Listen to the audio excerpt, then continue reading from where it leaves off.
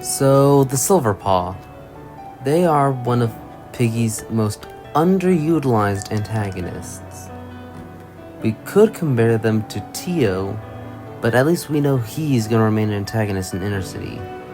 Yet, the Silverpaw, they're going to be an optional route, which most likely means most players won't be able to see whatever they got cooking for them. Which is a shame because they have so much potential, and every single one of them has a fleshed out backstory, and yet, the furthest we went into them is how they joined the group.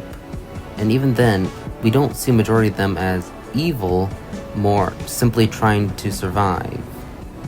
Yet, that's not how Book 2 originally presents it, so we get contradicting presentations of the group.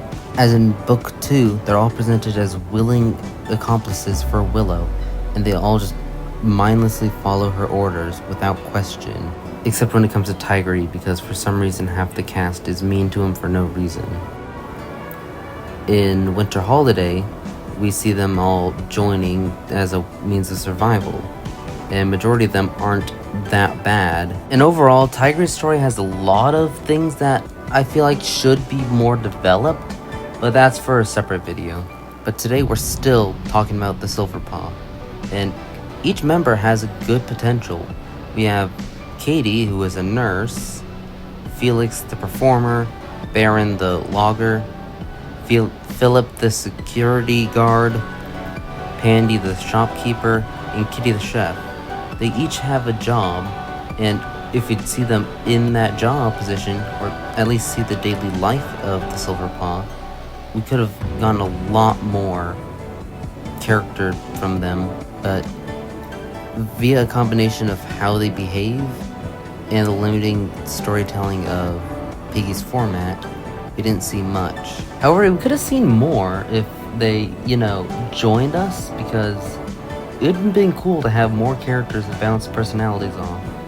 Like, Felix could be over-eccentric and always trying to be one-up everyone on the team.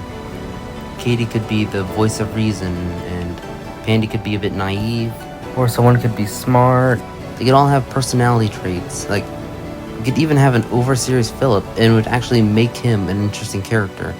Meanwhile, I'm pretty sure almost everyone forgot he existed until he got a skin. Because even within the chapter that tells us all the characters' backstories, Philip gets no mention because he gets interrupted at the very end. And alongside Felix, but Felix is a performer and is the one playing Willow, so that makes sense.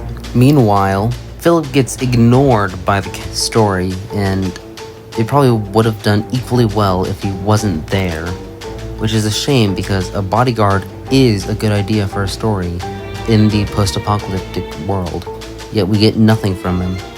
And giving each character a personality could also help with the eye problem that I'm also going to cover in a different video for Infected, but to briefly mention it here, we could see each of their personalities and compare it with their skin to figure out the pupil colors. Yet, we don't get to do that because none of them are developed characters. Aside from Willow and Tigre, but they're getting their own games, so I'll probably mention their character when those games release. And I feel like the only way we're going to get characterization from them outside of Inner City will be via voice acting, because any slate performance will be able to give us any form of personality, which is more than the entire game's given us. In the 6 years it's been released, which, saying that out loud, feels weird. Like, it does not feel normal. 6 years. Thankfully, Inner City will have the liberty to expand on their personalities in a way that we have not gotten. So, I'll just be hopeful for that.